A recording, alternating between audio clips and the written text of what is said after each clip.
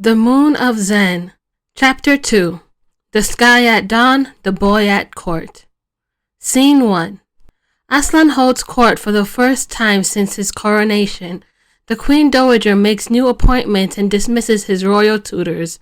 Aslan thinks of how he is now isolated in court without his father and mentor. As court carries on without him, he thinks of how the Queen Dowager scolds him that he now has to address himself as we, not I. You are now Eloha Ovie, the Oroje, the Queen Dowager once said. You are ruler of all of Xxene and bearer of Xxene's divine grace and anointment. You represent Xxene and all the Oroje before you as one. So how can you refer to yourself as a singular I? Aslan wonders, if I am no longer Aslan, then who am I?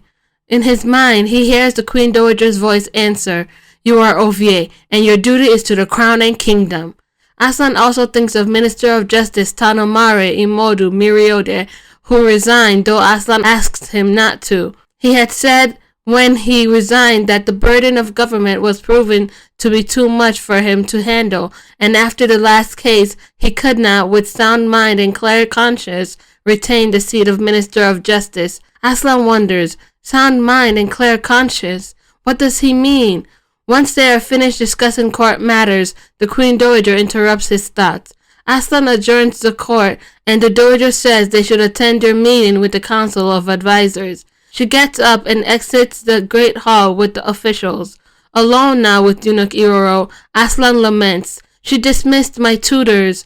Eunuch Iroro approaches him, saying, That is to be expected. They were appointed by the late Prime Minister. Aslan stiffens. He presses his eyes tight, keeping his tears at bay. She dismissed most of Sovereign Father's supporters. He turns an afflicted look to Eunuch Iroro, complaining, The only ones left are the Minister of Personnel, the Minister of Foreign Affairs, and the Minister of Rights. Everyone else is under the influence of the Efetoba clan. This is the Queen Dowager's court, not mine. Nevertheless, says Eunuch Iroro, it's only by Ovie's authority that court may be commenced or adjourned. Aslan scoffs, I am only a figurehead.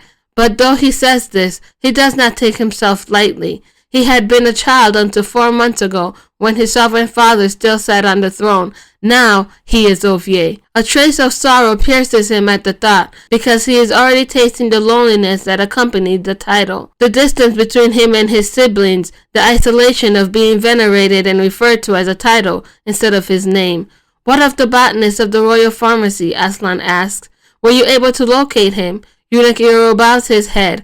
I was, but I regret to inform Ovie that it seems he committed suicide. Alarm washes over Aslan. His shoulders fall as he becomes dispirited. I hoped he would answer my questions, but if he's dead... The memories of the past few months flash before him, the chaos surrounding his sovereign father's death and his own helplessness. He buries his face in his hands. Must I carry this burden further? Only silence answers him.